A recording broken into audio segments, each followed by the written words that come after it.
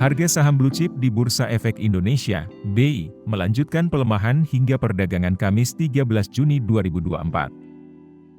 Saat saham blue chip terus melemah, analis melihat saham-saham lapis 2 dan 3 layak dikoleksi.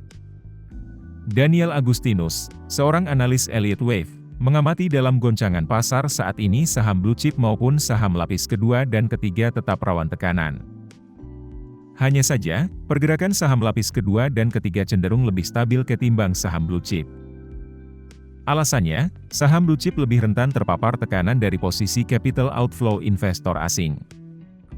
Karena partisipasi investor asing di saham lapis kedua dan ketiga tidak besar dibandingkan dengan saham blue chip, ungkap Daniel.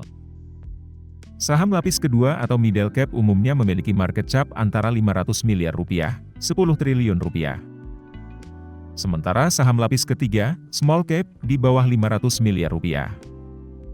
Analis Tokno.id Muhammad Thorik Fadila menambahkan, ketika saham blue chip mengalami tekanan jual cukup tinggi, saham lapis kedua dan ketiga akan menunjukkan potensi sebagai alternatif yang menarik bagi investor. Saham lapis kedua dan ketiga memiliki harga yang cenderung lebih terjangkau sehingga diminati di tengah pelemahan IHSG, ungkap Thorik. Namun, dia mengingatkan agar pelaku pasar harus tetap selektif dengan mempertimbangkan sejumlah faktor. Thorik melihat kemungkinan momentum saham lapis kedua dan ketiga bersifat jangka pendek. Ketika tekanan jual mereda dan sentimen pasar saham sudah lebih kondusif, para investor akan melirik lagi saham blue chip atau lapis pertama yang punya fundamental kuat. Thorik menyematkan rekomendasi buy terhadap saham MAPI pada harga Rp1.470 untuk target Rp1.675 dan stop loss di Rp1.400.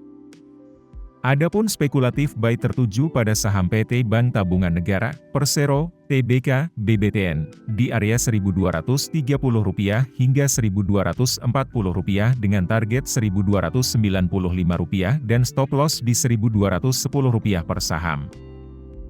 Sementara itu Daniel melirik saham dengan tren yang masih menanjak seperti MAPI, Unik dan PT Japfa Conveyed Indonesia Tbk, JPFA.